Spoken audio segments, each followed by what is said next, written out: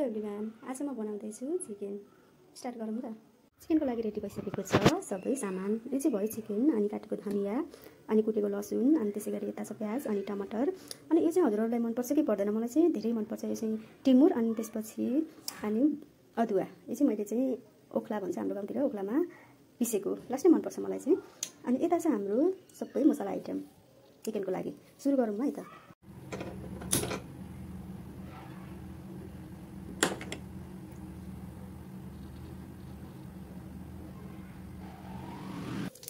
हजुरहरूलाई पनि मनपर्छ होला। अनि त्यसपछि हाल्नेछौँ हामीले काटेको प्याज,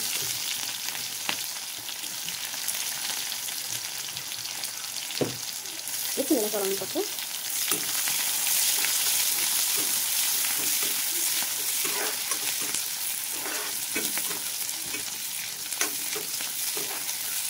यसलाई चाहिँ हामीले 10-15 मिनटसम्म चाहिँ सेकेन्डसम्म चाहिँ चलाइरहनुपर्छ, किनभने यो प्याज चाहिँ अलिक डराउनुपर्छ अनि मिठो हुन्छ। अनि अब यसमा हाल्नेछौँ हामी सबभन्दा पहिला हाल्नेछौँ धनिया पाउडर, अनि त्यसपछि हाल्नेछौँ हामीले मिट मसला, अनि त्यसपछि हाल्नेछौँ हामीले बेसार, अनि त्यसपछि हाल्नेछौँ हामीले स्वाद अनुसार नमक।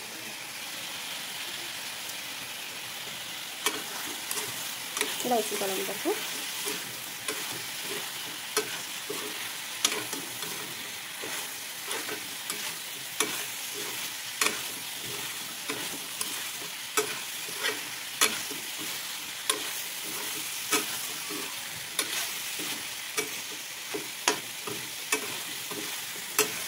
यसलाई चाहिँ राम्रोसँग फ्राई गर्नुपर्छ, किनभनेपछि यसको चाहिँ पानी चाहिँ यहीँबाट चिकनबाट पनि आउँछ, किनभने यसमा अब कोसोहरू हुन्छ नि त। त्यसैले पहिला सुरुमै पानी हाल्नु हुँदैन, त्यसैले चिकन स्वादिष्ट हुँदैन।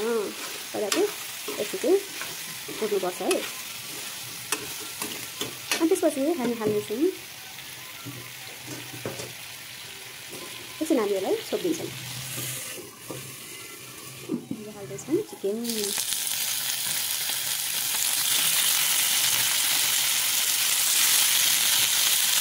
मजाले चलाउनुपर्छ।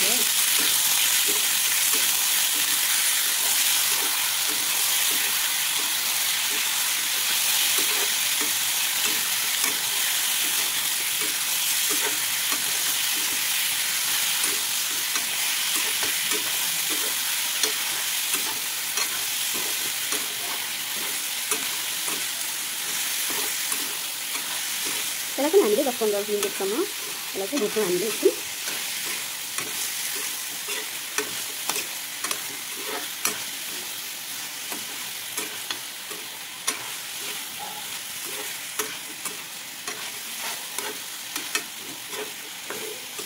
अब हाम्रो रेडी भइसक्यो चिकन।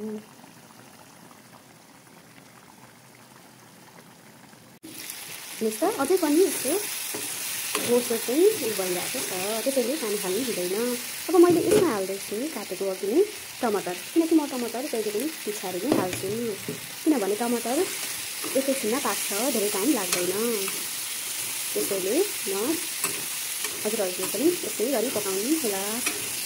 हेरेको कस्तो देखेको खाम लागेको होइन। फेरि यसलाई म एकचोटि छोपिदिन्छु।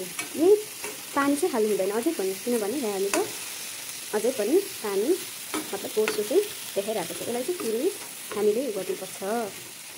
यसलाई फेरि एकछिन छोप्नुपर्छ। अब यसमा हाल्नेछौँ पिसेको टिमुर र अदुवा।